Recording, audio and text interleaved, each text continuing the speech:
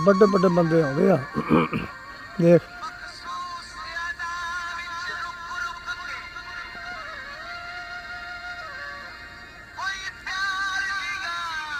लख लख उठन लगा हूं तो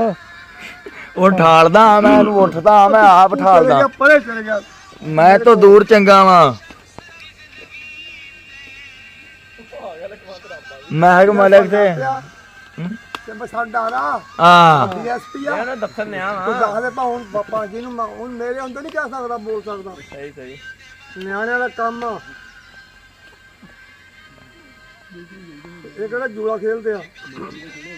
ਓਏ ਹੋਏ ਹੋਏ ਲਾ ਪਾਗੋ ਦੇ ਘਰ ਕੋਈ ਚੱਲੇ ਨਹੀਂ ਯਾ ਤਾਂ ਬੋਲੇ ਦੇਖ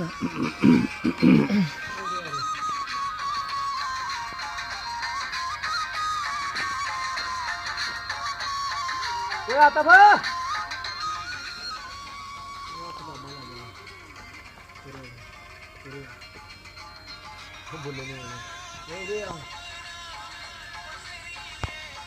ਓਏ ਆ ਤਾਂ ਤੂੰ ਆ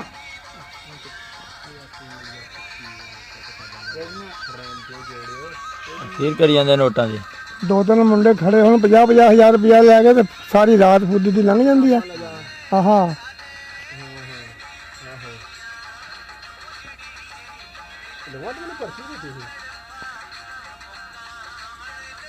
ਬੱਲੇ ਬੱਲੇ ਬੱਲੇ ਬੱਲੇ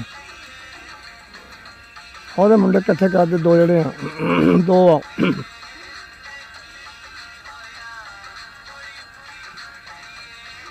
ਦੱਸ ਕੋਈ ਨੱਚਦਾ ਬਸ ਦੁਨੀਆ ਉਦਾਂ ਹੀ ਤੇ ਆਸ਼ਕਾ ਵੱਡੇ ਵੱਡੇ ਜਿਹੜੇ ਬੰਦੇ ਆ ਇਹ ਮਹਿਕ ਮਲਕ ਜੀ ਡਾਂਸਰ ਆ ਖੁਸਰਾ ਡਾਂਸਰ ਆ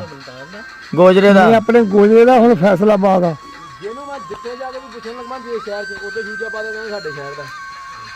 ਹੈ ਆਪਣੇ ਸ਼ਹਿਰ ਦਾ ਪਾਲਰ ਦਾ ਕੰਮ ਕਰਦਾ ਰਿਹਾ ਪਹਿਲਾਂ ਹਾਂ ਆਪਣੇ ਸ਼ਹਿਰ ਦਾ ਮੇਰਾ ਫਿਕਾ ਜਾਣਦਾ ਬਹੁਤ ਚੰਗੀ ਤਰ੍ਹਾਂ ਹਾਂ ਲੈ ਫੜ ਪੂਰੇ 500 ਦੀਆਂ ਜਾਂ ਉਹਨੇ ਮੇਰੇ ਫਿਕੇ ਨੂੰ ਉਦਾਂ ਪਤਾ ਆਹੋ ਕੱਢਣੀ ਬੱਲੇ ਗੇੜਾ ਬੱਲੇ ਪਹਿਲਾਂ ਇਹ ਕੱਢ ਕੇ ਲੀਨੂੰ ਫੜਾ ਦੇ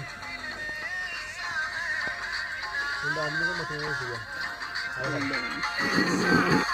ਥੱਲੇ ਦੀ ਜੈਕਟ ਪਾਈ ਆ ਰੀਲ ਜੀ ਇਹਦੇ ਪੈਰਾਂ ਨੂੰ ਧੀ ਚੋਲ ਕੇ ਪਤਾ ਨਹੀਂ ਰੱਬ ਨੇ ਕੀ ਲਾਤਾ ਨੀਂਦ ਤੇ ਟਿਕਦੀ ਨਹੀਂ ਥੋੜੀ ਜੀ ਪੀ ਲਈਏ ਤੇ ਕੀ ਹੋਇਆ ਉਹਨੂੰ ਟਾਵਰਾਂ